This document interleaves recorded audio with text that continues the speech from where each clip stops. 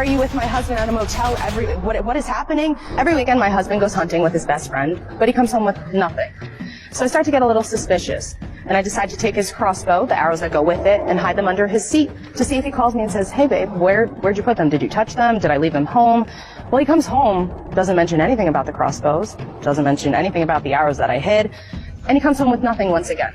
So now I'm super suspicious of what's going on. So I decide to take our kids the next time he goes hunting and drop them off at my mom's house. I don't want to alert anyone because I don't really know what's going on yet. I leave them there with her. They're good.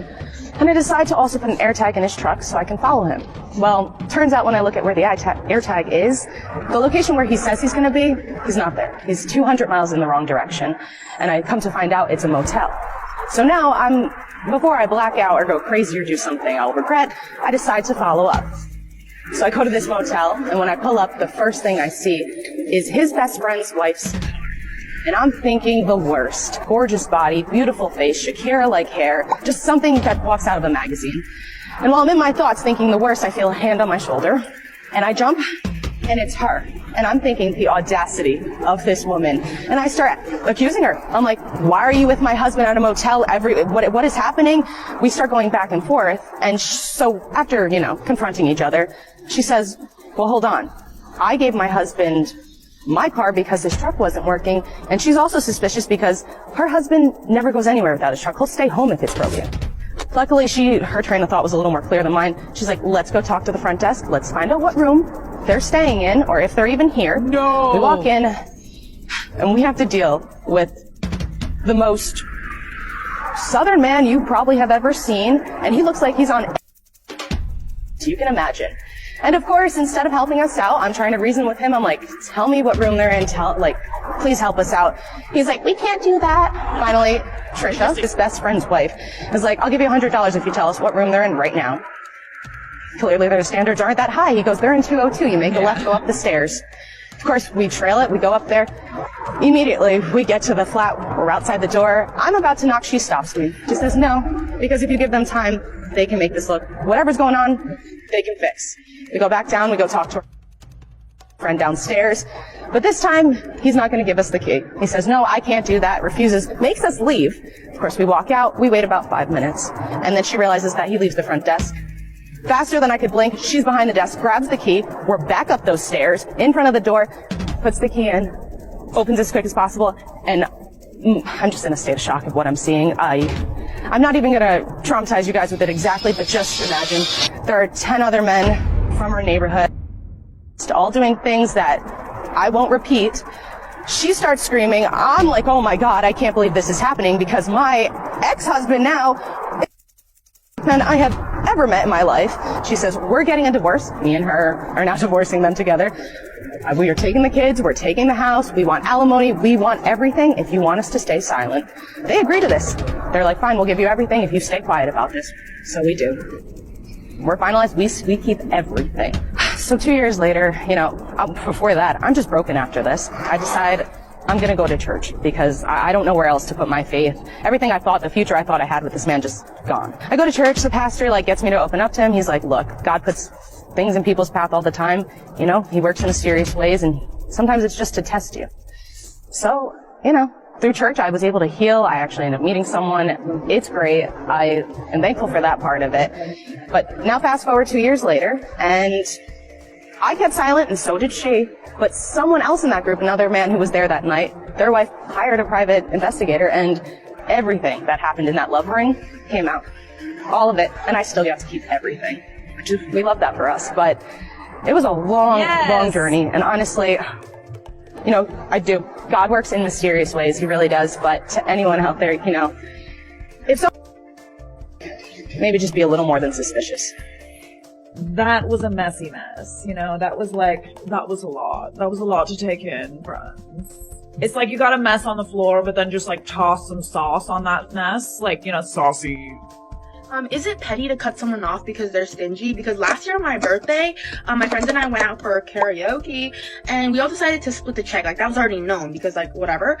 And all my friends sent me $60, even the ones that didn't to drink as me.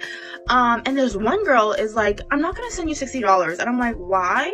And she's like, cause and I was like, I was like, but you drink, like in my head, I was like, but you drink as much as all of us. Stop. But I was like, oh, okay. And she's like, and I also can't pay you right now because I haven't gotten paid. That's what it's about. And I was like, that's fine. You can pay me back later, I guess. That's whatever.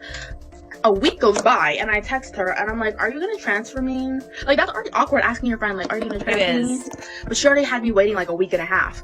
And then she hit me with the, bro, let me wake up first. Jesus Christ. And I was like, why are you giving me attitude? Like, you have me waiting on your payment that you owe me and you're giving me attitude? Take in. She gave me $30. She gave me $30, even though she literally drank just as much as all of us. Like, I was like, so I cut her off, which I don't know if that was the right or wrong thing to do, but like, that to me was just like morals. And I was like, you don't want to give me $60 because you sent me the money like 2 weeks after. You sent me $30. When I reminded you nicely, you said, you gave me attitude and you said, can you let me wake up first? Jesus Christ. Like, that, I can't be friends with that. Period. Had to go. Bye. Yeah. Snip, snip. This is why it gets a little messy when someone pays the bill for everybody else, you know? It's always like, you're paying the bill, you're doing everybody a favor, but people do take their sweet time paying you back, right? The e-transfer thing, that takes a while. This lady made herself laugh so hard that she lost complete control of the situation. Oh, my mama. You take care of those babies, mama.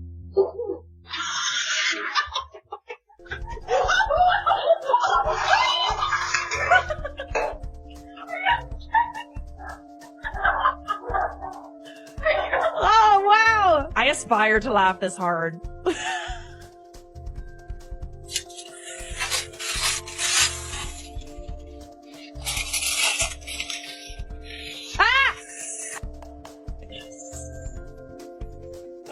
Lost your pizza and almost started a fire. That pizza looked really good too.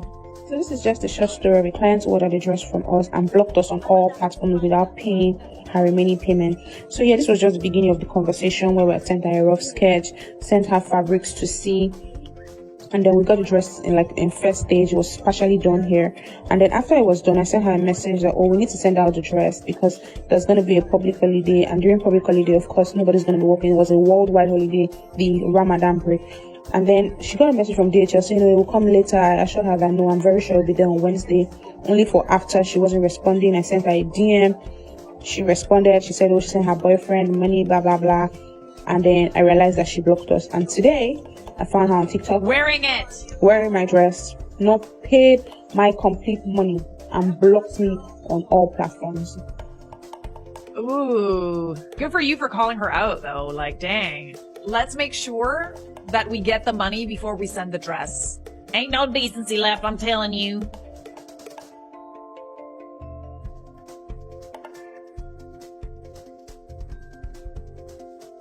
Stop! Stop!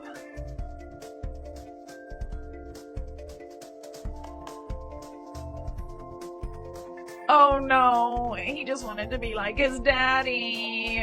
I bet you won't make that mistake again though, eh? You want this lifestyle? I manifest taking you not to work. I got fired that day. I can't even, not laugh about it. Why'd you get fired though? They were angry that you took a yacht to work? What does it matter how you get to work, babe? Come on now. Do you want this lifestyle? The irony of that. This is what happens when you flex on the internet.